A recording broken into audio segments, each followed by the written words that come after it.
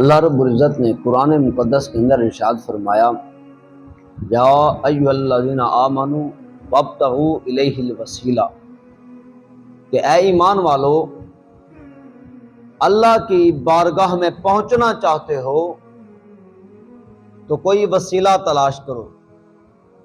وابتغوا الیہ الوسیلہ، کہ اس کی بارگاہ میں آنے کے لیے وسیلے کو تلاش کرو۔ اب کچھ لوگ جن کا دماغ خراب ہو جاتا ہے وہ کہتے ہیں جی وسیلہ شرک ہے، وسیلہ بدعت ہے۔ میں کہتا ہوں قرآن مقدس کو اٹھاؤ، ہر بندہ، چھوٹا بچہ، بڑا بزرگ، کوئی بھی ہو، وہ سورہ اخلاص تو جانتا ہے۔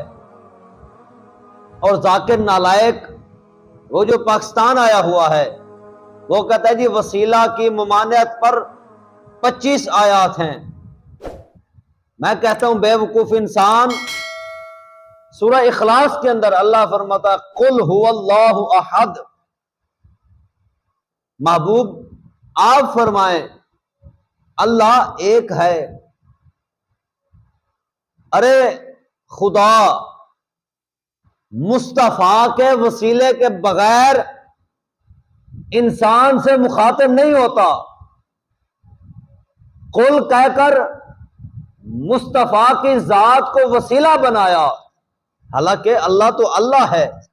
اللہ رب العزت کسی چیز کا محتاج نہیں، وہ چاہتا تو کہہ سکتا تھا هو اللہ احد، وہ اللہ ایک ہے، لیکن اس نے بتایا، قل کہہ کر بتایا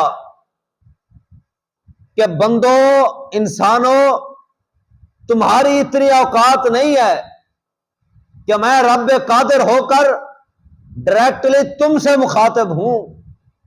اس لیے اللہ خالق کے کائنات نے قل کہہ کر حضور کے وسیلے سے انسانوں سے خطاب کیا۔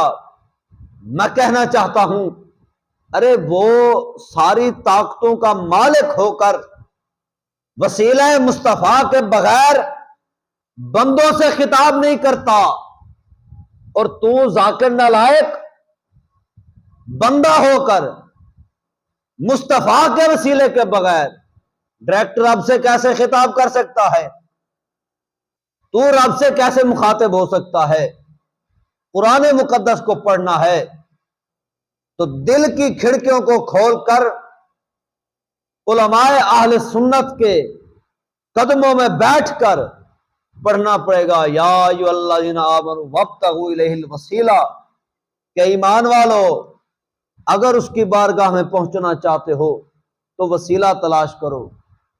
اور قرآن نے یا ایھا الذین آمنوا کہا ہے، مخاطب ایمان والے ہیں، بے ایمانوں سے مخاطب ہو کر نہیں کہا۔ ایمان کا تعلق انسان کے عقائد کے ساتھ، حضور علیہ السلام کی کامل محبت کے ساتھ ہے، جیسا کہ فرمایا لا یؤمن احدکم حتی اکون احب الیہ من والدہ ووالدہ والناس اجمعین۔ یہ حدیث پاک جیسے ہمیں بتاتی ہے ایمان ہے کیا۔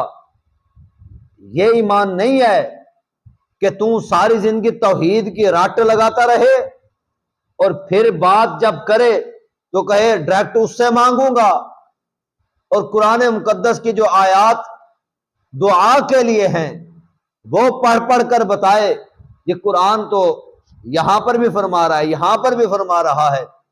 قرآن کو سمجھنے کے لیے، قرآن کو پڑھنے کے لیے عقل کے ساتھ ساتھ کسی اللہ والے کی صحبت میں بیٹھنا بھی ضروری ہوتا ہے، ورنہ بندہ ذاکر نائق بنتا ہے، بلکہ ذاکر نالائق بنتا ہے۔ اور وہی بندہ جو اللہ والے کی صحبت میں بیٹھ کر قرآن کو نہ پڑھے، نہ سمجھے، پھر وہ بندہ وہ انجینئر، پلمبر، مرزا بنتا ہے۔